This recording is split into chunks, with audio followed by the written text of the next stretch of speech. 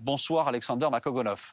Merci beaucoup d'être avec nous ce soir. Vous serez interrogé, je vous les présente, ils s'installent également par Roselyne Bachelot, par Ulysse Gosset, par Elsa Vidal. Bonsoir Elsa et bonsoir Ulysse, merci d'être là. Elsa Vidal, bonsoir. Rédactrice en chef de la rédaction en langue russe de RFI, et par Pauline Simonet, évidemment, qui est à vos côtés. Alexander Makogonov, la première question ce soir, ce n'est pas moi qui vais vous la poser.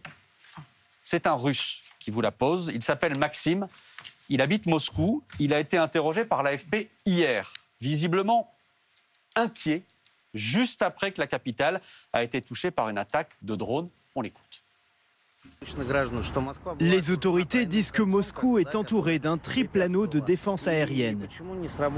Pourquoi la défense aérienne n'a-t-elle pas fonctionné? Pourquoi les sirènes d'alerte aérienne n'ont pas résonné? Comment les drones ont-ils pu passer? D'où viennent-ils? Pourquoi les frontières sont-elles encore ouvertes? Pourquoi des camions en provenance de pays inamicaux continuent-ils d'arriver? Voilà les questions que les gens se posent. Qu'est-ce que vous répondez à toutes ces questions? Bon, écoutez, le fait que ces 8 drones qui ont attaqué Moscou étaient abattus ou neutralisés par la défense antiaérienne russe en dit long sur la capacité de notre système de défense. Alors, enfin, on a vu des bâtiments qui ont été touchés, on a vu un certain nombre d'explosions, etc. Bon, en tout cas, leur trajectoire de ces drones a été détournée grâce à ce système. Donc là, on peut le considérer comme efficace. Par contre, le président Poutine l'a reconnu lui-même, il y a sur quoi travailler, quand même. Il a donné, disons, une appréciation assez haute au fonctionnement de ce système, mais quand même, il y a sur quoi travailler. Parce que vous entendez cet habitant de Moscou qui dit pourquoi il n'y a pas eu de sirène, pourquoi la défense antiaérienne ne marche pas aussi bien qu'on nous l'avait promis, les 3 anneaux de défense antiaérienne, pourquoi est-ce qu'on arrive comme ça à avoir des drones qui traversent la Russie et qui arrivent jusque-là? Pourquoi?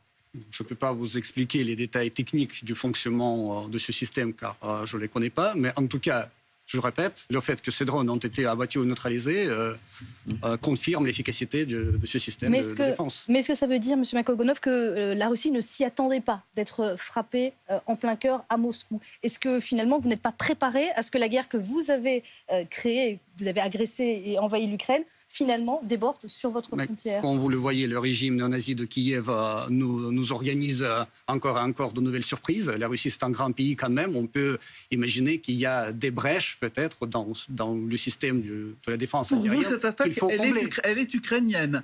Parce qu'il y a un débat. Quelle est l'origine? Est-ce que ce sont des dissidents russes? Ou est-ce que vous portez le diagnostic? Tout ça vient de l'Ukraine. Écoutez, mais tout d'abord, peu importe qui lance ces drones, ça peut être les Ukrainiens, je ne sais pas, les extraterrestres si vous voulez, peu importe leur passeport, leur identité, leur couleur de peau, leur religion. À qui profite le crime?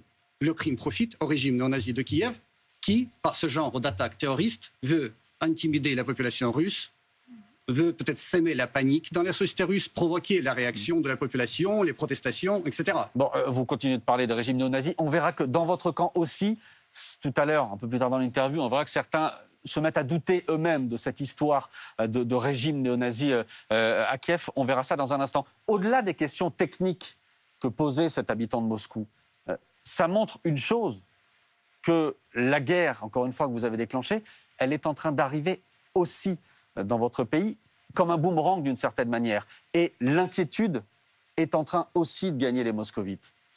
Écoutez, ce n'est pas la guerre qui est arrivée sur notre sol, c'est surtout les mains terroristes du régime de Kiev qui continuent ces pratiques sales, ces pratiques absolument terroristes, comme si c'était le Daesh, par exemple. C'est clair et net. Quand c'est tourné contre les civils, ça n'a rien à voir avec la guerre, les actions militaires. C'est tellement primitif, c'est un pur crime, c'est un pur terrorisme. Vous parlez des actions ukrainiennes, là? Oui, bien sûr. Et vous les voyez. Pas des vôtres. Écoutez, à Moscou, il n'y a pas de militaires, il n'y a pas d'installation militaire, il n'y a pas d'infrastructure militaire. Tous ces drones-là visaient bien évidemment les objets civils ou les civils. On peut rappeler qu'il y a eu 17 frappes, je rappelle juste 17 frappes russes sur Kiev, rien que sur la capitale, ces 15 derniers jours, sur aussi des cibles civiles. Et on verra des images dans un instant, les dernières images dans un instant. Ulysse. Ce qui est assez remarquable dans cette série de frappes, 8 drones, c'est qu'ils sont tous dirigés vers un quartier de Moscou, qui est en fait la banlieue chic, pas simplement la banlieue chic en termes d'argent, c'est pas les oligarques uniquement, ce sont vraiment les dachas, les résidences des dirigeants du régime. L'un des drones était à 10 km de la résidence de Poutine lui-même. Un autre était pas loin, à quelques kilomètres, de la résidence du ministre de la Défense, Shoigu. Donc, clairement, ce qui était visé, quels qu'en soient les auteurs, que ce soit les Ukrainiens de Kiev ou que ce soit des dissidents russes ou des contre-révolutionnaires russes, comment vous les appelez, en tout cas, la cible, c'était la nomenclatura du régime de Poutine. Ça vous inquiète ? Écoutez, peu importe le caractère des cibles. Les cibles, mais non, mais si, c'est très important. Ne dites pas peu importe. Ça visait le quartier oui. résidentiel du pouvoir russe. Qu'est-ce que ça vous dit? Est-ce que ça vous inquiète? Ça veut dire qu'il y a une volonté de toucher le cœur du régime. Il y a la volonté de provoquer avant tout la réaction de Moscou, de Russie. Les réactions basées sur les émotions, les réactions peut-être rapides, peut-être irréfléchies, mais nous sommes trop intelligents pour le faire. Donc là, la Russie, comme je l'ai déjà dit plusieurs fois sur ce plateau, se réserve toujours le droit à la riposte. Mais, comme vous le savez, la vengeance, c'est un plat qui est servi froid. Donc là, on doit toujours réfléchir à des mesures de riposte avec la tête froide. Donc la tête ce sur soir, les vous nous dire qu'il y aura vengeance après ce qui est arrivé. Mais la Russie se réserve toujours ce droit, bien évidemment. Donc là, pour les mesures concrètes, je ne peux pas vous le dire, mais bon, en tout cas, on ne peut pas... Mais il y a autre chose qui est intéressant, c'est que Poutine, effectivement, n'a peu réagi à cette attaque de drone. Il était même plutôt passif. C'est assez curieux. On est dirigeant d'un pays qui est attaqué et qui vise les dirigeants du régime. Il aurait pu avoir une réaction plus sympathique à l'égard de ceux qui sont visés. Il y a une ballerine du Bolchoï qui a vu ses fenêtres trembler. Et les Russes ont vu son film sur les réseaux sociaux. Mais ce qui est intéressant, c'est que sur les réseaux sociaux, justement, il y a eu des réactions, je dirais presque, je dirais pas positives, mais qui disaient « Ah ben c'est tant mieux. Enfin, on a montré à nos dirigeants ce qu'ils ont fait. Ils avaient amassé des fortunes, ils ont construit des dachas avec des piscines souterraines, des terrains de tennis, des jacuzzis, etc. Et là, ils sont confrontés à la réalité de la guerre qu'ils ont eux-mêmes déclenchée. Ça vous inquiète pas qu'une partie de la population, finalement, trouve ça finalement intéressant que l'élite du régime soit ciblée ? Ce qui nous inquiète, c'est que le régime de Kiev utilise ces pratiques sales déjà presque au quotidien. Il n'est pas prouvé que ce soit le régime de Kiev qui est tiré. Les trains déraillés, les drones qui tombent disons, dans les quartiers résidentiels, les drones qui attaquent les installations pétrolières, etc. etc. Donc, et là, surtout, les drones qui attaquent les civils. Vous ne parlez pas, par exemple, des attaques ukrainiennes qui ont eu lieu hier. Ils ont bombardé le centre d'accueil des déplacés dans la région de Belgorod. C'était des gens qui étaient déplacés dans ce centre d'accueil, justement des zones soumises au bombardement. Et là, le régime de Kiev les bombarde. Il y avait un mort, il y avait 2 blessés. Puis ils ont bombardé hier également un village dans la République populaire de Lugansk, faisant 5 morts et 19 blessés. C'était un village en chantier, un bâtiment en chantier. Donc là, quel était le sens de le faire? Je vous dis, la Russie aujourd'hui n'est plus une forteresse imprenable. Écoutez, mais il n'y a pas des forteresses, disons, parfaites. Il y a toujours des choses à régler, il y a toujours des brèches à combler et des failles à corriger. C'est ce qu'on fait au quotidien. Alexander, si on en a parlé plusieurs fois en Europe de cette opportunité, si la Russie arrêtait la guerre, ce qu'elle appelle une opération spéciale, il y a fort à croire que l'Ukraine arrêterait aussi de se défendre. Est-ce que pour vous, c'est une option qui est envisageable d'arrêter l'opération spéciale, la guerre donc, et de discuter de ce que peut être la place de l'Ukraine et la place de la Russie en Europe?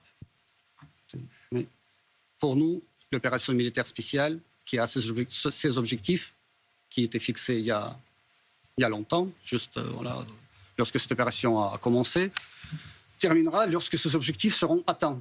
C'est-à-dire, il y a tout un nombre d'objectifs qu'on doit atteindre. Le premier, c'était la fin du régime de Zelensky. Ça n'est pas atteint, c'est un échec. Écoutez, mais bon, on ne parle pas de la fin du régime. Il y a des objectifs assez clairs, comme je l'ai déjà dit plusieurs fois sur ce plateau aussi, comme la démilitarisation de l'Ukraine. Mais ça, c'est un échec.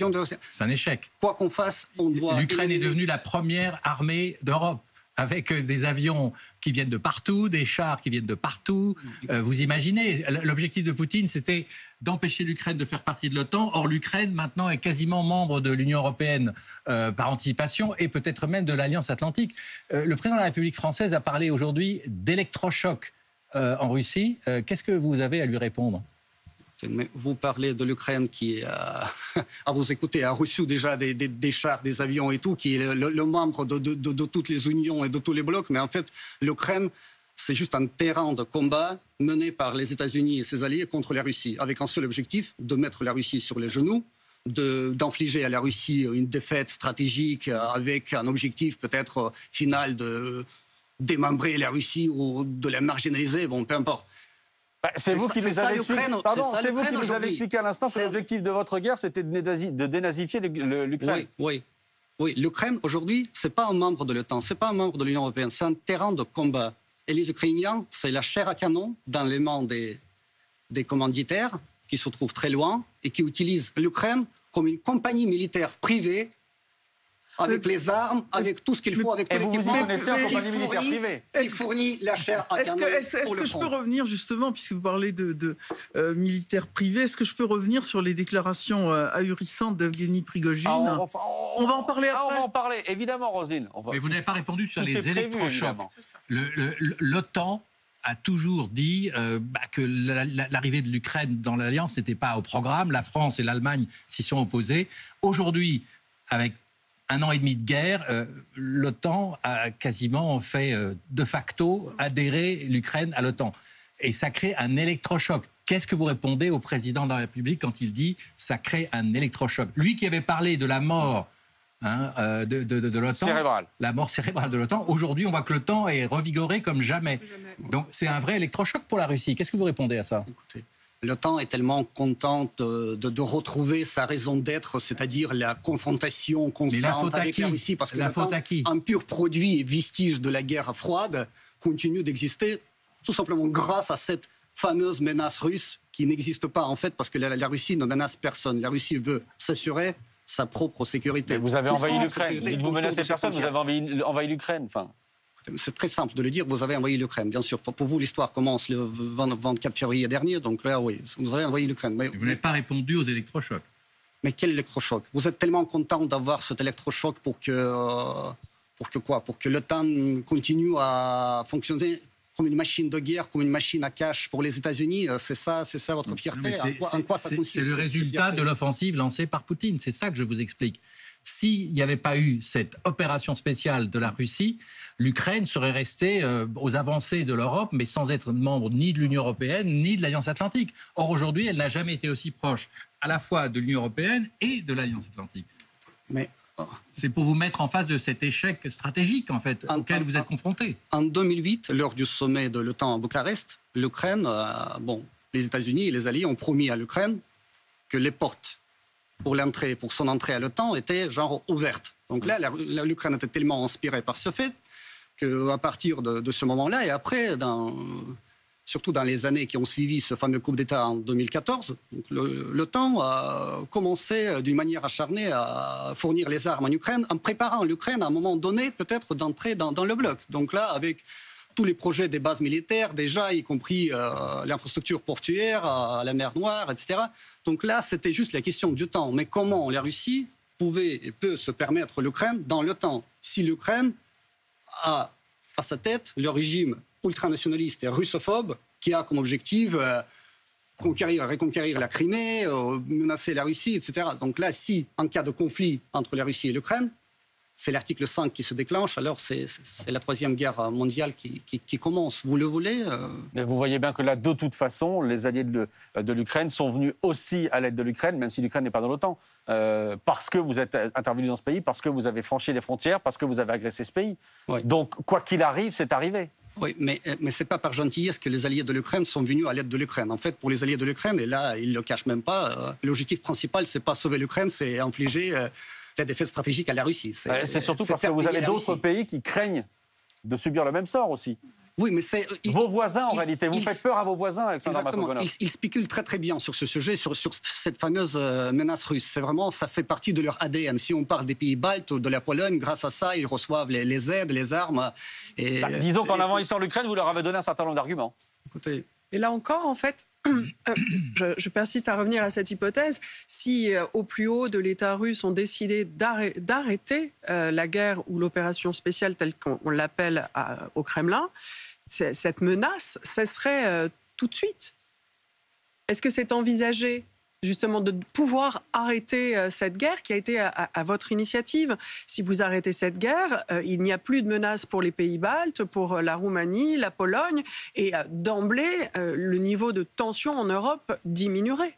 Vous pensez que c'est possible aujourd'hui, ça? Pourquoi j'ai dit que les objectifs de l'opération militaire doivent être atteints? Et c'est ça qui marquera, disons, la fin du conflit. Parce que la Russie ne peut pas et ne pourra jamais tolérer à ses frontières, à ses côtés, un État néo-nazi et russophobe qui représente une menace directe à notre pays. Mais la menace... Et qui terrorise son propre peuple juste pour le fait que ce peuple parle russe. Mais c'est incroyable, ça. Bon, on va revenir encore une fois sur cette accusation néo-nazie, etc. dans un instant. Simplement, je reviens à cette attaque de drone qui a eu lieu hier.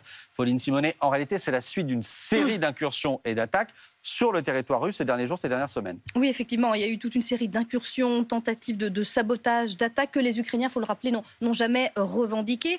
On va regarder ça, on va en citer quelques-unes sur cette carte. Il y en a une qui avait marqué les esprits en décembre 2022. Ça avait été un choc en Russie, des drones qui avaient détruit des appareils russes sur la base aérienne Engels 2. En mars, il y a également eu une série d'incursions, mais effectivement, ça s'est accéléré le mois dernier. Vous vous souvenez, on voit les images, hein, ça a été la plus marquante, la plus symbolique, le dôme du Kremlin qu'on a vu brièvement s'enflammer. Cette attaque de drone, encore mystérieuse à ce stade. Après, à partir du 4 mai, il y a eu toute une série d'attaques par drone, des incidents qui sont multipliés dans des dépôts de munitions, des infrastructures militaires qui ont été plusieurs fois pris pour cible. Et puis, c'est Belgorod, la région de Belgorod, qui est le plus souvent touchée. Hein, vous le voyez, tout près de la frontière avec l'Ukraine. Le 22 mai, il y a eu une incursion assez impressionnante, hein, puisque c'est l'incursion la plus impressionnante depuis le début de ce conflit, avec cette fois, c'était des militaires russes, dissidents russes, qui étaient ralliés à l'Ukraine, qui ont revendiqué en tous les cas cette attaque. Et puis, on en a parlé encore, c'était ce mardi, bien sûr, à Moscou, cette attaque de drone qui a marqué les esprits visant la capitale et sa banlieue. Est-ce que la guerre a clairement basculé sur votre territoire? On ne peut plus parler d'opération spéciale maintenant. En tout cas, tout ce qui se passe sur notre territoire, ce terrorisme pur et dur du régime de Kiev, bien sûr, c'est un signal pour nous qu'il faut renforcer la sécurité déjà, non seulement à nos frontières, mais à l'intérieur du pays, parce que apparemment, ces terroristes, ils ont un réseau assez vaste à l'intérieur de notre pays. Mais nous restons toujours dans le cadre de l'opération militaire spéciale quand on ne peut pas déclencher la guerre contre l'Ukraine avec toutes les conséquences qui en découlent, c'est-à-dire la destruction totale de l'infrastructure, bon, l'élimination de la population. C'est déjà fait, Alexander Makogonov. C'est déjà fait. Non, si c'était déjà fait, l'Ukraine serait en ruine. Enfin, regardez ce qui reste de Bakhmout, regardez ce qui restait de Mariupol. Vous avez déjà rasé des villes entières. Écoutez, mais Mariupol, je vous invite d'y aller et de voir comment cette ville est vraiment... Nous y sommes allés avec une équipe de BFM qui est allée à Mariupol. Et vous avez vu ce nouveau on a bâtiment. vu le village Potemkin qui a été construit au cœur des ruines. Arrêtez tout ça. Oui, c'est vrai. Mais arrêtez, c'était pas des décorations, c'était des vrais immeubles que vous avez vus. Vous avez vu des parcs, des écoles maternelles, quand même, des objets d'infrastructure civile. Donc là, pourquoi raconter des histoires aux spectateurs? Je note l'expression que vous avez employée. Il y a un réseau terroriste à l'intérieur de la Russie qui est visiblement assez étendu et contre lequel il faut lutter. Ça veut dire qu'en Russie, aujourd'hui, il y a une opposition armée contre le régime de Poutine qui est capable de tirer des drones vers le Kremlin ou vers les résidences de la nomenclatura poutinienne. Il ne faut pas ennoblir les terroristes et les appeler opposition. Ça, c'est un terme trop noble, parce que là, vous l'évoquez vraiment dans une dimension... Non, j'ai parlé de réseau terroriste assez étendu en reprenant votre propre expression. Exactement. Mais ça veut dire qu'il y a des réseaux d'opposition militaire au régime, à l'intérieur de la Russie. Mais en tout cas, il y a un réseau subversif, donc là, qu'il faut éliminer, qu'il faudra éliminer. Et en tout cas, nos services spéciaux et nos organismes judiciaires s'en occupent. Alexander Makogonov, pardon. Est-ce que l'intégrité du territoire russe est menacée aujourd'hui? Non. Pourquoi? Non. Vous savez pourquoi je vous pose précisément la question en ces termes-là? C'est parce que l'intégrité du territoire russe menacé, ça peut signifier ensuite l'emploi, par exemple, de l'arme nucléaire. C'est l'une des raisons qui est précisée dans la doctrine nucléaire. À partir du moment où vous êtes attaqué, comme on l'a vu aujourd'hui avec Pauline Simonet, par des attaques de drones et un certain nombre de bombardements, vous avez cité Belgorod, effectivement, et d'autres, c'est pour ça que je vous pose cette question. Est-ce que vous en êtes à ce stade-là? Votre intégrité territoriale est-elle menacée? On n'est pas du tout à ce stade-là. L'intégrité territoriale de la Russie n'est pas du tout menacée, mais c'est des civils et leurs vies qui sont menacées. Et c'est pour ça qu'il faut qu'on continue notre opération militaire spéciale, qui, justement, montre qu'elle était tout à fait justifiée si l'on en juge d'après le comportement du régime de Kiev et ces actes terroristes atroces. Là, alors, je vais vous poser la question autrement. Il y a un peu plus d'un an, votre objectif, l'un de vos objectifs, c'était notamment de prendre Kiev. Kiev en 3 jours. C'était l'expression à l'époque. Quasiment un an et demi plus tard, vous en êtes à recevoir des drones par dizaines, à être bombardés sur une partie de votre territoire régulièrement, à avoir des milices qui s'infiltrent sur votre territoire. Qu'est-ce qui s'est passé pour vous en un an? Comment vous êtes passé de « on va prendre Kiev en 3 jours » à cette situation-là aujourd'hui? Tout d'abord, personne ne parlait de la prise de Kiev en 3 jours. Ça, c'est une invention pure et simple de je ne sais pas qui même, des hommes politiques ou des médias occidentaux. Ça n'a rien à voir avec les déclarations officielles de nos représentants. Et le fait que les drones ukrainiens volent au-dessus de Moscou, c'est très facilement explicable parce que ce soutien offert par l'Occident au régime de Kiev, que ce soit le soutien politique ou militaire, peu importe, ne fait qu'inciter, encourager ce régime de continuer. Mais donc tout se passe exactement comme prévu pour vous. Ces attentats. De vous retrouver un an et demi plus tard à ce stade-ci, c'est ce qui était prévu. Mais écoutez, nos objectifs sont tellement globaux et tellement importants pour nous que c'est pas le temps qui joue en fait, c'est l'efficacité de l'opération militaire spéciale. Donc, tôt ou tard, ces objectifs seront atteints. Nous sommes patients, nous savons pourquoi nous nous battons. Tout le monde n'est pas d'accord dans le camp occidental, mais certains, je pense notamment britanniques, disent aujourd'hui, quand ils voient le territoire russe attaqué, après un an et demi de guerre, c'est de l'autodéfense. Oui. C'est de l'autodéfense de la part des Ukrainiens. Ça ne fait qu'encourager le régime de Kiev de continuer ces attentats sur le territoire russe. Mais l'autodéfense, ça veut bien dire que vous avez été agressé. Ça n'a rien à voir avec l'autodéfense parce que ces attentats sont dirigés contre des civils. Ce n'est pas des civils qui sont sur le front, ce n'est pas des civils à Moscou ou dans d'autres villes, ce n'est pas des journalistes surtout qui sont aussi tués lors des attentats. Alors, vous parlez des civils. Regardez ces images. On est à Kiev, pas plus tard que lundi et mardi. À nouveau des bombardements, à nouveau des alertes, à nouveau des Ukrainiens qui lèvent les yeux au ciel pour regarder ce qui est en train de leur tomber, à nouveau des centaines de civils qui viennent se réfugier dans des abris souterrains. Oui. 461 jours de guerre, on en est à plus de 8000 civils ukrainiens tués. Je parle bien de civils et uniquement de civils, puisque vous nous parlez de civils. Ça, c'est votre bilan, Alexander Makogonov. C'est le bilan de votre guerre. Tout d'abord, en évoquant ce nombre, vous ne parlez pas du tout de 14 000 morts ces 8 dernières années, lorsque le régime de Kiev terrorisait sa propre population dans le Donbass. C'était les Ukrainiens aussi? Ils étaient tous Ukrainiens, exactement. Mais ils n'ont pas forcément été tués par les Ukrainiens? Oui, mais c'est les Ukrainiens qui étaient tués par les Ukrainiens. C'était la guerre civile, la guerre c'est vous qui avez voulu récupérer ces régions-là, donc à un moment donné... Non. Ça n'a rien à voir avec la réalité, ce que vous dites, parce que ces 2 régions n'étaient pas reconnues pour la Russie, c'était 2 régions... qui, dans le cadre des accords de Minsk, étaient censés de revenir justement dans l'Ukraine. Mais bon, personne ne voulait rien faire, donc tout le monde préférait de faire plutôt la guerre. Bon. Et on est là aujourd'hui. Donc là, 8000 civils dont vous parlez, quand même, il ne faut pas remettre tout ça sur les épaules des Russes, parce qu'il faut toujours savoir comment et dans quelles circonstances ces civils ont été tués. Très souvent, la raison de leur mort, c'est les actions de leurs propres, soi-disant, défenseurs, entre guillemets, qui se cachent derrière les dos des civils. Ils les utilisent comme un bouclier humain. Ce sont les défenseurs ukrainiens. Qu'est-ce que vous dites? Depuis le début de la guerre, 1 millier de centres de santé, hôpitaux, c'est cette semaine que le chiffre est paru, depuis le début de la guerre, ont été frappés en Ukraine. Là aussi, ce sont des cibles civiles, ce ne sont pas des cibles militaires. Exactement, mais...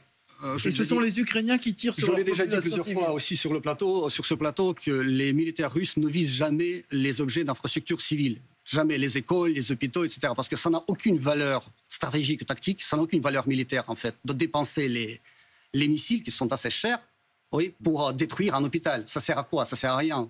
Alors pourquoi ils tombent sur les hôpitaux, sur un objet militaire. Mais pourquoi ils tombent sur les écoles, les hôpitaux, les centres de santé? L'explication est très simple. Contrairement au droit humanitaire international, les militaires ukrainiens, ces soi-disant défenseurs, encore une fois, entre guillemets, déploient les armements lourds, y compris les systèmes de la défense antiaérienne, dans les quartiers résidentiels. Parce qu'ils savent très bien que les Russes ne vont pas tirer là-dessus. Parce que, bon, vous le faites, partout, il y a des habitants. En réalité, vous le faites. Et donc, vous le faites. Lorsque le missile de la défense antiaérienne est lancé pour abattre le missile russe qui est dirigé quelque part sur un objet militaire, mais bon, bien sûr, ce missile rencontre le missile russe. Il y a une explosion, ça tombe. Et les débris qui tombent, c'est ces débris-là qui causent ces dégâts. si vous analysez bien la provenance de ces débris, les numéros de série, la marque, etc., vous allez voir que c'est les missiles qui appartiennent à l'armée ukrainienne. On revient systématiquement à la question d'Elsa Vidal tout à l'heure. Si vous n'envoyez pas de missiles, il n'y a pas de défense anti-aérienne. Mais on envoie Dans des votre missiles. récit à vous. On envoie des missiles contre des objets militaires, je répète. Parce que là, il ne faut pas oublier qu'on est en conflit militaire. Mais, pardon, vous voyez bien le gouffre qu'il y a entre ce que l'on décrit à propos de la Russie ces derniers jours, attaquée par un certain nombre de drones, etc. Poutine qui dit que l'Ukraine a choisi de terrifier la Russie, a choisi la voie de l'intimidation. Oui. Vous voyez le gouffre qu'il y a entre ce qui vous arrive aujourd'hui et ce qui arrive depuis 1 an et demi aux Ukrainiens avec ces 8000 civils tués. Vous voyez le gouffre qu'il y a et l'indécence, le mot est même extrêmement faible, à parler d'intimidation et de terrorisme pour les Ukrainiens.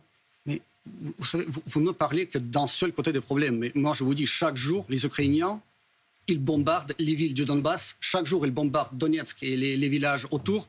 Là, maintenant, ça devient déjà un fait régulier qu'ils bombardent la région de Belgorod. Ils bombardent même les centres d'accueil des déplacés.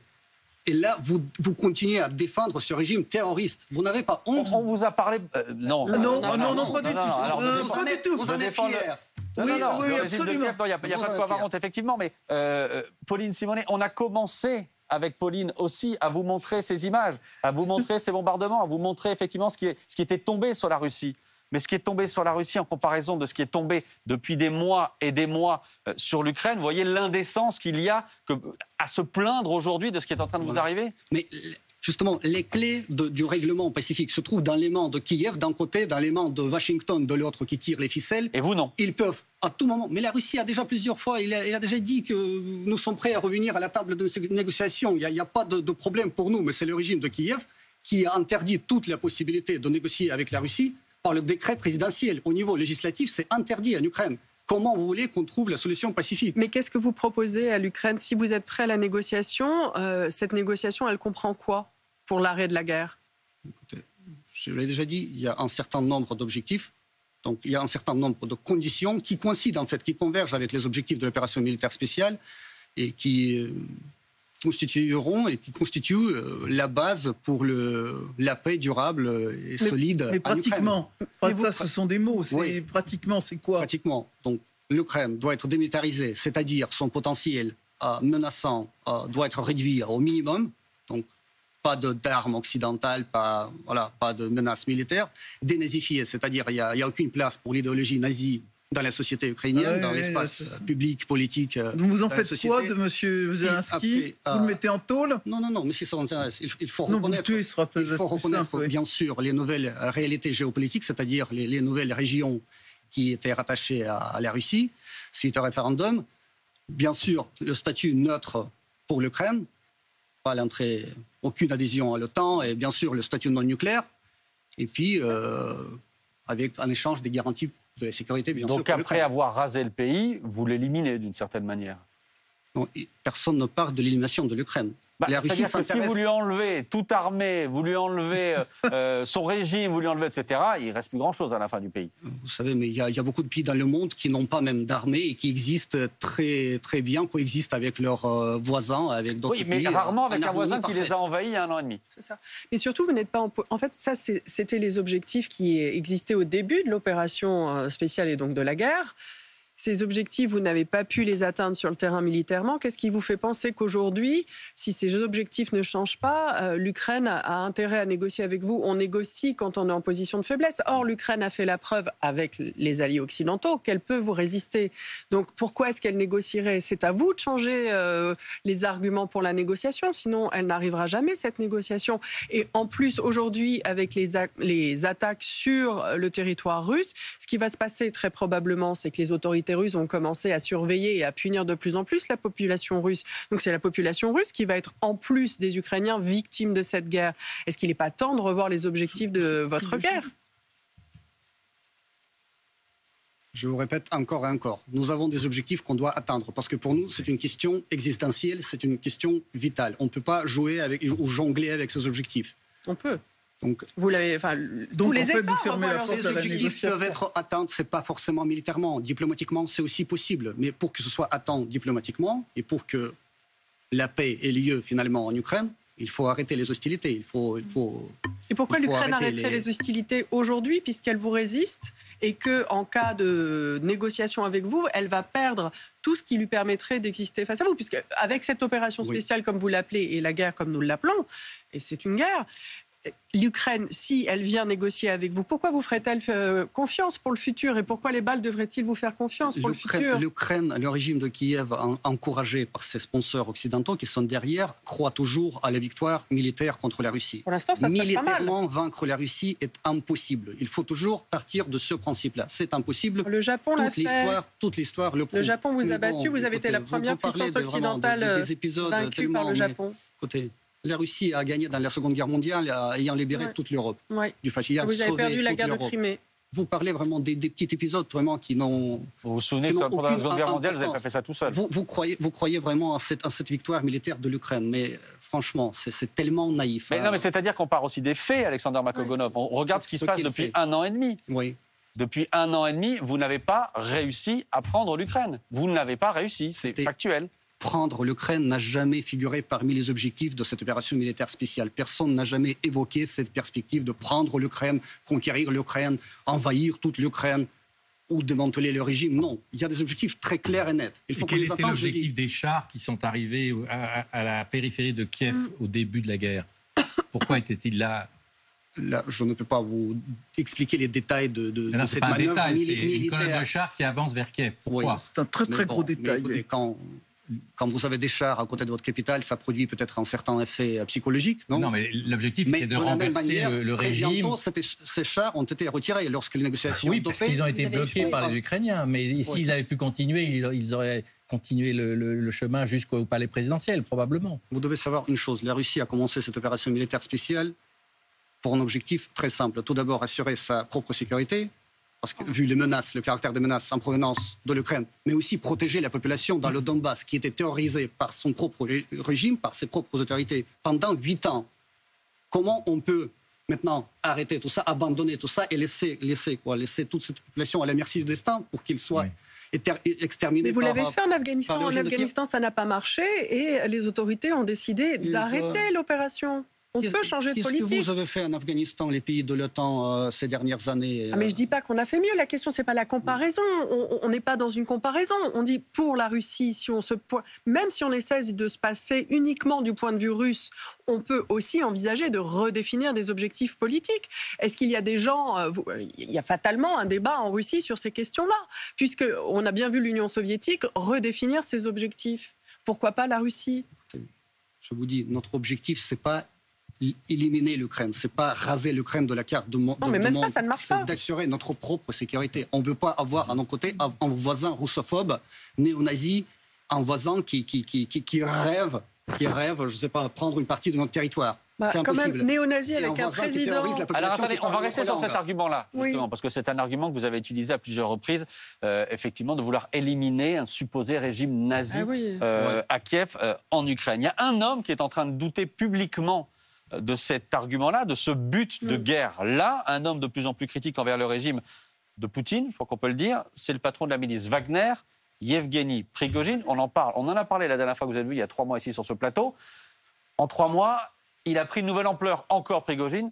Pauline Simonet. Oui, effectivement, le patron de Wagner qui donne des interviews et il multiplie les insultes de plus en plus grossières visant l'état-major et surtout le ministre de la Défense. Mais ça ne s'arrête pas là. De retour en Russie, visiblement auréolé après la prise de Bakhmout, il a encore franchi un cap et là, il remet carrément en question l'institution militaire, la stratégie qui a été mise en place. Il prône une militarisation complète du pays, une main de fer à la Staline pour remettre l'armée dans le droit chemin et il dit qu'il faut être sans pitié avec les responsables de l'armée qu'il faut envoyer au front. Écoutez. Les officiels doivent comprendre. Soit ils vont sur le terrain et atteignent les objectifs, soit ils sont exécutés. La milice et autres gouvernements qui parlent à tout va, les agences de sécurité, ils font beaucoup de choses utiles, mais ce n'est peut-être pas très grave si la moitié d'entre eux vont au front. Ouais, l'élite militaire qui est la cible privilégiée de Yevgeny Prigojine, mais il va jusqu'à remettre en question les objectifs annoncés, comme on en parlait, la dénazification. Et voilà ce qu'il a dit à un blogueur. On est arrivé en Ukraine comme des bourrins. On a marché sur tout le territoire avec nos grosses bottes en cherchant des nazis. On a tapé sur qui on pouvait. On a avancé jusqu'à Kiev et on s'est, excusez-moi du terme, chié dessus et on s'est retiré. Et puis il ajoute pour conclure, nous sommes dans une situation où nous pouvons perdre tout simplement la Russie. Est-ce que ce que dit Yevgeny Prigojine, ça illustre qu'il y a une déliquescence au cœur même de l'armée russe? Bon, je sais que M. Prigojine, c'est votre chouchou, vous le montrez tout le temps. Oh là là, certainement pas. Oui. Et chaque phrase qu'il dit, pour vous, ça constitue tout un événement médiatique. Mais c'est pas seulement notre chouchou, on a vu... Il a quand même été félicité par M. Poutine de la prise de Bakhmout. Pour vous, il reçoit les félicitations de M. Poutine, c'est donc qu'il est mais pour vous, tous ces propos Excusez-moi, il a été sont félicité par Vladimir Poutine pour ce qu'il a fait. Mais vous attachez une telle importance à ces propos, donc là, je ne sais pas comment commenter... donc quelqu'un qui vient de remporter, excusez-moi, quelqu'un qui vient de remporter la victoire sur Bakhmout, qui a été félicité officiellement par Vladimir Poutine. La bataille n'est pas finie, mais en tout cas, elle a été félicitée officiellement par Vladimir Poutine. On a vu que son nom apparaît de plus en plus dans les sondages de popularité en Russie. Ce que dit cette personne sur l'état-major russe, ça ne vous inquiète pas? C'est normal, on peut le laisser parler. Mais je préfère de croire plutôt aux déclarations officielles du ministère de la Défense russe qu'aux déclarations de M. Prigojine, qui est quand même une personne qui est un chef de l'entreprise, si vous voulez. C'est un chef d'une compagnie militaire. C'est un mercenaire. Pourquoi vous le mettez pas en taule? C'est un mercenaire. Puisque les milices armées sont interdites en Russie de par vos textes les législatifs. Ce type-là, il devrait être en prison. Ça fait plaisir de vous voir s'inquiéter de la législation russe et son application. Je vous pose une question. Je vous invite plutôt à vous inquiéter de l'application de la législation française concernant les mercenaires qui arrivent de la France par dizaines en ce moment. Oui, depuis déjà un an, il y avait déjà plusieurs centaines de Français. Oui, vous savez que dans le code pénal français, il y a 2 articles consacrés au mercenariat. Qui prévoient, vous savez, pour les mercenaires, c'est 5 ans de prison, 75 000 € d'amende, et pour les organisateurs, pour l'instant, aucun n'a de chaîne Telegram, aucun n'est félicité par le président français. Ça ne vous inquiète pas du tout que l'ambassade de l'Ukraine en France recrute les mercenaires, leur donne toutes les instructions nécessaires, où arriver, comment, etc.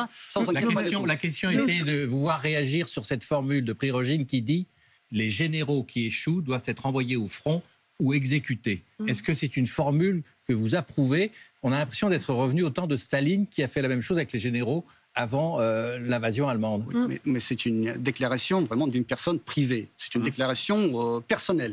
Ce n'est pas une déclaration officielle d'un général, d'un ministre. Non, mais vous, votre réaction à vous?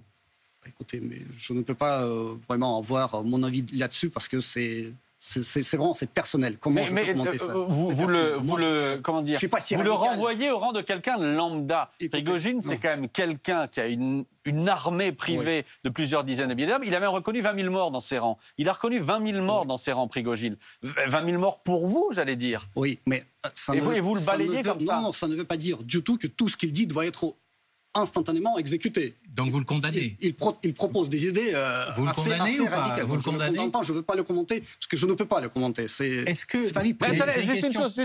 Ça veut dire que vous ne condamnez pas un Prigojine qui traite Shoigu, le ministre de la Défense, de chien, qui dit que Poutine est un grand-père, etc. Tout ça, vous ne le condamnez pas?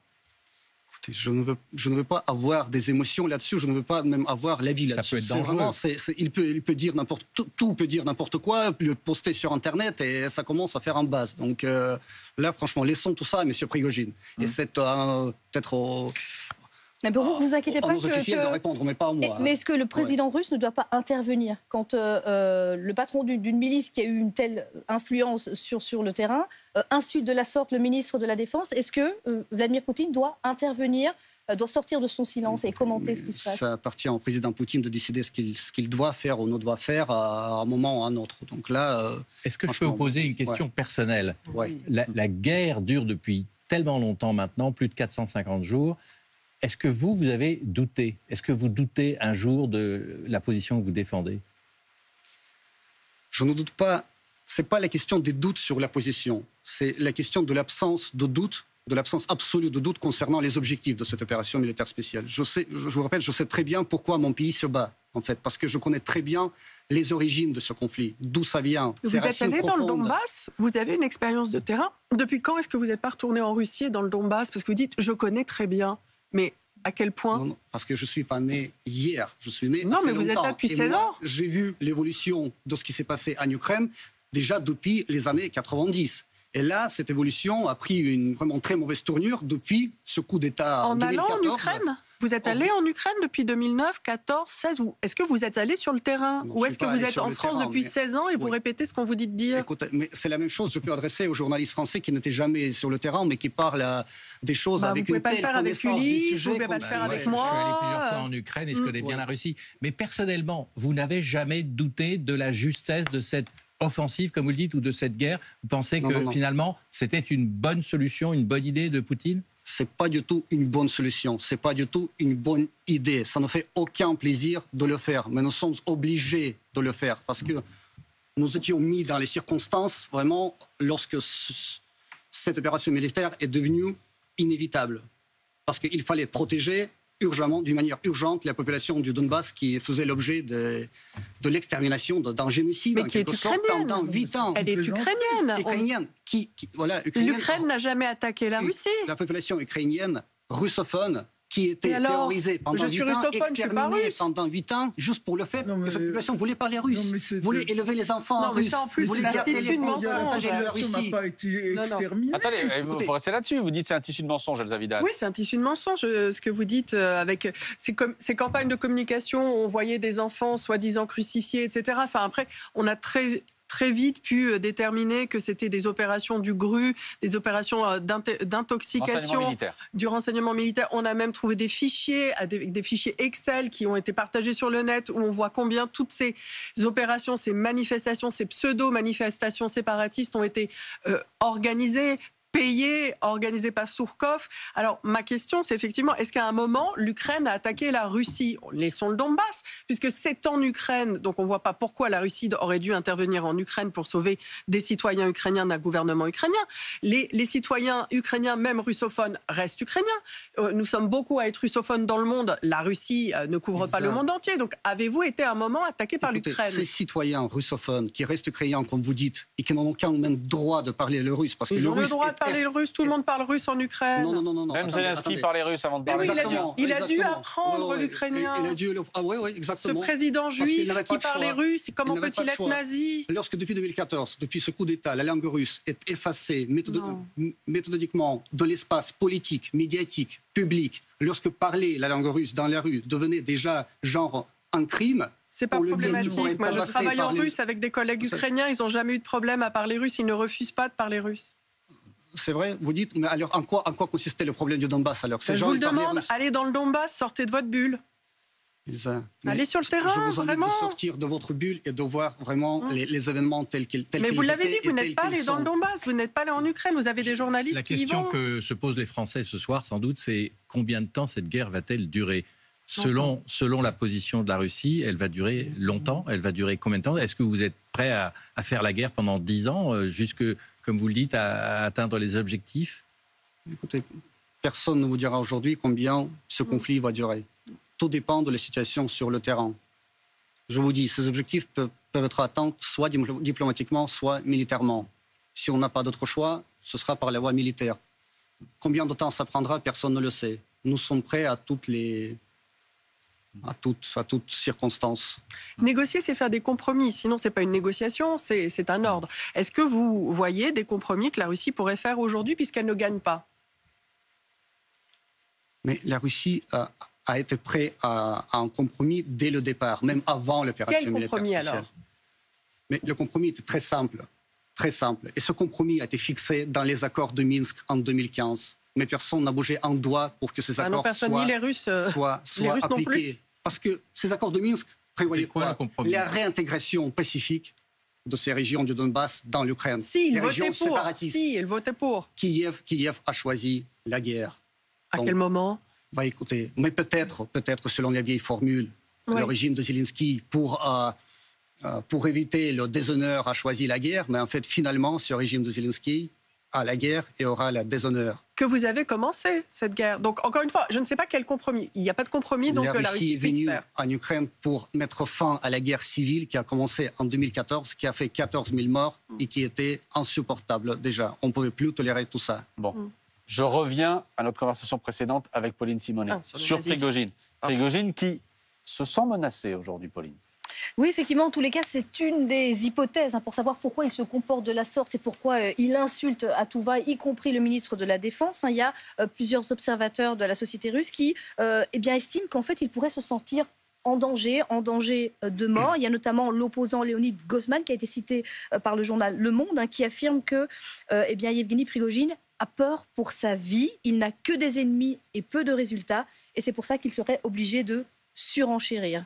Est-ce que vous pensez qu'il est menacé, effectivement, Yevgeny Prigojine? Est-ce que les autorités russes auraient intérêt à l'éliminer?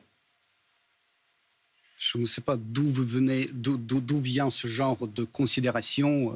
Tout d'abord, vous parlez de menaces provenant de M. Prigojine. Maintenant, vous parlez de menaces provenant de la part de quelqu'un à l'égard de M. Prigojine. C'est absurde. Il vous inquiète tellement, M. Prigojine, il vous touche tellement. Je ne sais pas comment commenter ce genre de... Comment répondre à ce genre de question? Il y a une chose, pardon, pour préciser. Parce qu'il a été félicité par M. Poutine. Non, et il y a ça, et il y a autre chose, Elsa Vidal. On l'a dit très rapidement tout à l'heure. Oui. Prigojine est en train d'apparaître dans les sondages d'opinion. Oui, aussi. maintenant, Prigojine apparaît comme une figure politique citée par un tout petit nombre, mais par 2% à peu près d'habitants de la Russie, comme un homme politique qui leur inspire confiance. Et étant donné qu'il se livre à des critiques si actives du ministère de la Défense, et en particulier du ministre de la Défense, étant donné qu'il fait porter le poids de l'échec de cette guerre sur les élites qui ne combattent pas, qui sont dans des quartiers favorisés et qui ne sortent pas de leur bureau, on peut vraiment se demander s'il n'y a pas un projet politique en cours, comme ça s'est vu à plusieurs reprises en Russie, de transformer Yevgeny Prigojine, pas du tout en un successeur de Vladimir Poutine, chose qu'il n'appartient pas du tout à cette catégorie, mais qui pourrait venir remplacer un homme politique décédé l'année dernière, Zhirinovsky, à la tête d'un parti nationaliste qui permettrait de canaliser une forme de colère en Russie contre l'échec de la guerre et de venir élargir un peu le paysage politique en Russie en amont de l'élection présidentielle. Donc il semble que se dessine de plus en plus un projet Prigojine. Prigojine en paratonnerre. Oui, exactement. Mais en fait, Prigojine, je vous répète, c'est un homme d'affaires, tout d'abord. C'est un homme d'affaires qui n'a jamais évoqué ses ambitions politiques. Jamais. Pour être député, ministre ou président. Jamais. Il voulait créer un nouveau parti. Mais avant, il n'était pas en capacité de le faire. Aujourd'hui, il est connu, il a rendu des services au président et à l'armée dans la guerre. Donc maintenant, il est un peu en capacité d'envisager un rôle politique, même mineur. Il est connu surtout en Occident grâce à cette pub que vous lui faites, franchement. C'est vrai, que nous lui faisons beaucoup de publicité, c'est vrai. Je ne peux qu'applaudir. Hein. Mais en fait, je vous répète, c'est un homme d'affaires, c'est tout. C'est un homme d'affaires qui fait sa propre promotion, si vous voulez. Mais un homme d'affaires qui est quand même à la tête d'une milice armée. Et qui est un des rares à remporter certaines victoires. Qui remporte des victoires pour le compte de la Russie. Ça ne veut rien... Vraiment, ça ne veut pas dire que cette personne a des ambitions politiques, veut devenir un président ou lancer un défi au pouvoir. Si c'était le cas, est-ce que ça ne vous inquiète pas sur l'évolution de la vie politique en Russie? De mon point de vue, avec ce genre de figure, il y a une vraie gangstérisation en fait, de la vie politique. C'est un homme, vous dites un homme d'affaires, mais les milices armées sont interdites en Russie, elles le sont toujours. Il a fait 9 ans de prison. Oui, exactement. C'est d'abord un criminel qui a fait 9 ans de prison et c'est un homme qui désormais est évoqué par un petit nombre, mais néanmoins un nombre de citoyens russes comme un leader politique. Qu'est-ce que ça vous inspire pour le futur de la vie politique en Russie? Je crois que ça vous inspire plutôt pour M. Prigojine. Pas du tout. Pour voir M. Prigojine un homme politique russe. Mais en fait, vous êtes indifférent ou vous pensez que ce n'est pas possible? C'est tout. Non, mais alors, une dernière question là-dessus. Sans Prigojine et sans les dizaines d'autres milices armées qui vous aident en Ukraine, ce serait déjà foutu pour vous en Ukraine? Non, mais l'armée russe est suffisamment forte pour tenir le front, pour continuer à se battre. L'armée russe a besoin de Prigojine pour Bakhmout. Oui, mais bon, il a accompli son rôle, il a joué un rôle assez important, bien sûr, étant parmi les forces russes qui se battaient pour la libération de cette ville. Donc, bravo à lui, bien sûr. Mais bon, en tout cas, l'armée russe, c'est non seulement M. Prigojine, c'est aussi les troupes avec Les troupes régulières, les régulières, oui, les militaires, etc. C'est pas M. Prigojine qui se bat seul sur le front. Et vous dites donc bravo à Prigojine ce soir. Je voudrais qu'on parle de nous, Alexander Makogonov, des alliés de l'Ukraine. Les États-Unis ont répété aujourd'hui qu'ils étaient contre toute attaque contre le sol russe. Les Britanniques, eux, disent que l'Ukraine, en faisant éventuellement des attaques contre votre pays, serait simplement dans un processus d'autodéfense. Face à ces propos-là, à cette expression d'autodéfense, Dmitri Medvedev, votre ancien président, ancien Premier ministre, numéro 2 du Conseil de sécurité russe, a calmement expliqué que les Britanniques pouvaient être désormais considérés comme des cibles militaires légitimes. Des cibles militaires légitimes. Il parlait là des agents britanniques, des agents publics britanniques, des civils britanniques. Il l'a dit comme ça. Vous diriez la même chose ? Je ne dirais pas la même chose, mais en tout cas, M. Medvedev qui a exprimé son avis personnel, ses émotions sont compréhensibles parce que lorsque les officiels britanniques à ce niveau-là justifient, cautionnent ce genre de méthodes, les méthodes sales, les méthodes terroristes du régime de Kiev, et l'encouragent encore et encore de poursuivre les attentats sur le territoire russe, mais bien sûr, ça interroge beaucoup et ça provoque une certaine réaction qui est compréhensible, je répète. C'est compréhensible. Vous ne condamnez pas ces propos. Vous, en tant que porte-parole de l'ambassade de Russie en France, quand quelqu'un dit dans votre pays, un officiel dit dans votre pays, ben oui, les Britanniques sont devenus une cible. Jusqu'à maintenant, on était un pays inamical. C'était un pays inamical. Maintenant, c'est une cible militaire. Je vous dis, il a exprimé son avis personnel, mais qui est compréhensible. La logique est compréhensible. Parce que, franchement, ce genre d'encouragement a des conséquences assez fortes pour nous. Parce que c'est des civils qui meurent finalement, et presque chaque jour. Ça devient déjà une certaine régularité. Ça devient déjà une certaine normalité, une normalité sinistre. Donc c'est compréhensible si le président français disait par exemple qu'il comprend que l'Ukraine soit agressée et qu'il y ait une forme d'autodéfense à attaquer du côté russe. Vous diriez les Français, les agents français sont des cibles légitimes. Écoutez, mais Dieu soit le président français ne le dit pas, et donc là c'est pour ça que on n'a pas ce genre de commentaires, mais les Britanniques, ils sont impliqués dans le soutien de l'Ukraine avec les Américains depuis très longtemps et d'une manière assez large. Donc là, les Britanniques sont parmi les champions du soutien de l'Ukraine et parmi ceux qui incitent le régime de Kiev peut-être le plus d'attaquer la Russie. Donc ils l'auront bien mérité d'être attaqués et d'être punis en tuant leurs agents. Je vous dis, les propos personnels, restent des propos personnels. Ce n'est pas la position officielle de la Russie. Il n'y a pas de propos personnels. Mais cette réaction est compréhensible, je vous dis, elle est logique. Oui, du point de vue émotionnel, mais tout à l'heure, vous nous disiez qu'il faut régler ces questions-là avec justement du sang-froid, avec de la distance, ne pas céder à l'émotion. Et dans le cas d'un homme politique officiel qui occupe des fonctions aussi élevées, il n'y a pas de propos personnels. C'est un propos de représentant officiel russe. Et c'est très inquiétant justement de voir des représentants officiels russes céder à leurs émotions quand la Russie est une puissance militaire. Donc peut-être vous comprenez que ça nous inquiète et qu'on a de moins en moins la capacité à faire confiance à vos dirigeants. Écoutez, mais ce qui nous inquiète, c'est cet encouragement acharné du régime de Kiev non seulement de résister, mais vraiment vous voyez, par ces propos-là, d'attaquer la Russie sur son territoire. Oui. Ça ne provoque que l'escalade. Oui, mais plus vous nous menacez, comment vous voulez qu'on puisse envisager autre chose? Ce conflit, on va soutenir Kiev, évidemment, puisque vous nous menacez, vos représentants officiels des anciens présidents nous désignent désormais, nous les alliés, comme des cibles. Vous pensez que c'est de nature à diminuer notre soutien? Au contraire, ça montre complètement que vous ne nous comprenez pas du tout. Vos dirigeants ne nous comprennent pas du tout. Il faut se rappeler que ce n'est pas la Russie qui fournit massivement des armes aux voisins de la France, de l'Allemagne, de la Grande-Bretagne. C'est ce que je suis en train de vous dire. On va continuer à les fournir parce que vous faites peur à tout le monde et par vos commentaires extrêmement affectifs, sentimentaux, extravagants, visant à anéantir Londres ou à faire de Londres ou du Royaume-Uni une cible, vous nous donnez le sentiment qu'il est urgent de soutenir Kiev et de nous protéger contre vous. Vous transformez la Russie en objet de crainte permanente. Donc ça nous interroge effectivement sur la rationalité de certains hommes politiques qui sont quand même, dans le cas de Medvedev, le numéro 2 du Conseil de sécurité. Ça fait du tort à la Russie. Remplaçant de Vladimir Poutine. S'il arrivait quelque chose au président, on peut imaginer que Medvedev pourrait redevenir président, puisqu'il l'a déjà été. Donc il faut prendre au sérieux ces propos, c'est ça que cela veut dire. Écoutez, comme vous dites en France, avec des scies, on coupe du bois. Alors, une question. On a appris récemment que des missiles nucléaires, des ogives nucléaires russes avaient été transférés en Biélorussie. À quoi ça sert? À faire peur. À faire peur. Vous l'interprétez comme ça. Non, je vous pose la question. Vous l'interprétez pour ça. À quoi ça sert? En fait, c'est une information que je vous donne. Peut-être vous pouvez la refaire remonter à Moscou. Quand vous faites ça, ça nous fait peur. Donc tenez-en compte. Nous sommes des puissances militaires aussi, des puissances nucléaires. Londres est une puissance nucléaire. Paris est une puissance nucléaire. Vous n'êtes pas les seuls. Vous faites peur à des puissances nucléaires. Est-ce que ça a du sens? On essaye de vous rassurer en vous disant que nous, on ne répondrait pas par nucléaire. Du point de vue de Moscou, à quoi ça sert? Tout d'abord, ces ogives nucléaires sont transférées en Biélorussie, conformément à l'accord entre Moscou et Minsk.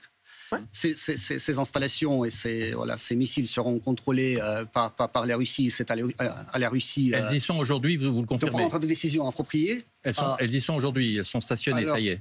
Mais bon, c'est en cours. L'objectif principal de cette opération, entre guillemets, oui, si vous l'appelez comme ça, c'est d'assurer notre propre défense. Parce que selon notre doctrine, les armes militaires, notre doctrine en la matière militaire est purement défensive. Donc là, le fait que vous avez autour de vous des pays qui ont sur le territoire les armes nucléaires américaines, ça ne vous inquiète pas du tout. Il y a 5 pays dans l'Europe mais ça fait très longtemps qu'elles les ont. Qui accueillent sur son territoire, oui, bien sûr. Ça fait très longtemps, donc pourquoi maintenant? Mais ça nous inquiète. Pourquoi les États-Unis ont les armes nucléaires en dehors de leur territoire et assez près de nos frontières? C'est pas les États-Unis, c'est l'OTAN. Donc la Russie a besoin de la petite Biélorussie pour installer de nouvelles armes nucléaires face à l'Europe, c'est ça? Écoutez, c'est pas face à l'Europe, c'est pour nous défendre face à toute menace possible et impossible. Mais ces armes, elles pointent vers où? Vers l'Iran. Écoutez, ça va dépendre. Ça n'est pointé nulle part pour le moment, mais nous savons très bien où sont pointées les armes déployées par les Américains en Europe. Nous savons très bien leur... Attendez, je veux qu'on vienne quand même... Juste sur les F-16 quand même, est-ce que l'arrivée des F-16 annoncés en Ukraine, c'est une déclaration de guerre des Occidentaux, puisque ce sont des F-16 américains? Quelle est votre réaction? Tout d'abord, il faut les livrer. Il faut, bien sûr, préparer les pilotes. Lorsqu'ils seront livrés à la fin de l'année. Mais bon, imaginons qu'ils arrivent sur le territoire de l'Ukraine et sont utilisés par les Ukrainiens. Bien sûr, c'est encore un pas vers l'escalade. C'est un pas conscient vers l'escalade que l'Occident continue à faire. Ces avions-là constitueront des cibles légitimes, bien sûr, pour l'armée russe, et ils seront abattus. Donc je ne sais pas si ça fera trop de plaisir pour vous de voir ces avions tomber sur le sol ukrainien. Comme vous disiez vous-même, ça ne vous fait pas plaisir de faire la guerre. Vous applaudissez, ça vous fait plaisir. Non, ça ne nous fait pas plaisir. Mais vous comprenez les Occidentaux en belligérants, c'est ça la question en fait. Écoutez, ce terme belligérant, co-belligérant, c'est un terme juridique. Regardons les situations réelles sur le terrain.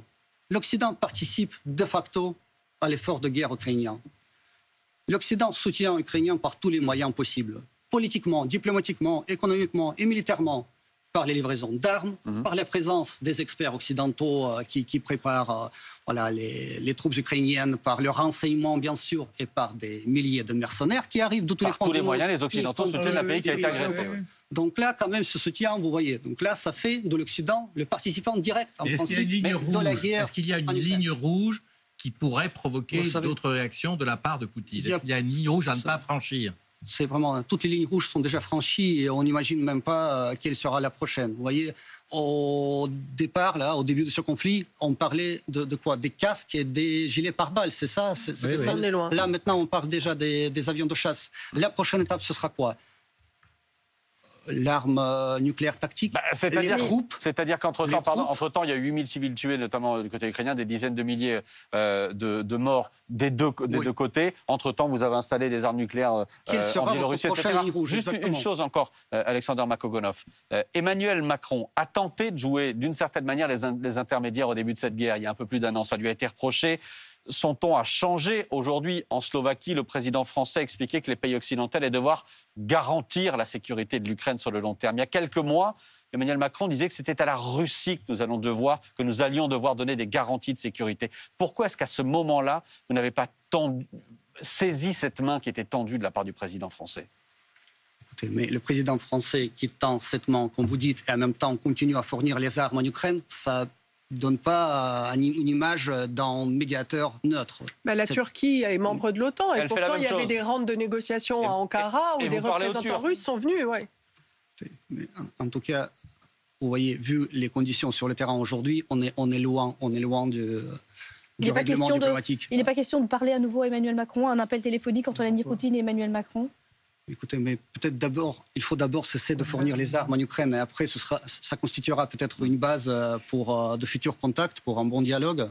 Qu'est-ce que vous dites aux pays du Sud? Parce que là, vous parlez de l'Occident qui soutient l'Ukraine, mais en fait, il y a beaucoup de pays du Sud et de plus en plus qui la soutiennent, et notamment, je pense, au Soudan, à l'Égypte, au Maroc. Qu'est-ce que vous leur dites? Parce que je ne vois pas comment c'est compatible avec l'idée que c'est l'hégémonie américaine contre la Russie représentant les pays du Sud. Qu'est-ce que vous dites au Soudan, à l'Égypte, au Maroc, par exemple, qui vont ou qui ont déjà commencé à soutenir militairement l'Ukraine? Je ne sais pas d'où vient cette information qui soutient l'Ukraine. C'est encore peut-être des spéculations. Parce que non, ce ne sont pas des spéculations, non. Les Ukrainiens, le régime de Kiev aime bien se vanter des nouvelles. Je ne prends pas mes informations auprès des... Je ne lis pas l'ukrainien, alors je lis le russe. Donc je ne prends pas mes informations auprès de l'ukrainien. En tout cas, vous voyez que la coalition, disons, anti-russe est composée d'une cinquantaine de pays. La plupart de ces pays sont des pays occidentaux. Et là, le reste du monde, le reste du monde, quand même, c'est 7 milliards de personnes qui n'ont pas l'attitude, qui ont soit l'attitude neutre, soit soutiennent la Russie. Donc là, c'est important ce que vous dites. Oui, c'est très important. Cette coalition n'est pas anti-russe, absolument mais elle est comment alors cette vous coalition développez une paranoïa d'attaque, là, non, mais elle est comment cette coalition qui fournit déjà des avions de chasse? C'est une coalition de défense de l'Ukraine. C'est par amour à la Russie que vous fournissez des chars et les avions de chasse, c'est ça. On arrive au bout. Alexander Makogonov, invité de 22h max ce soir.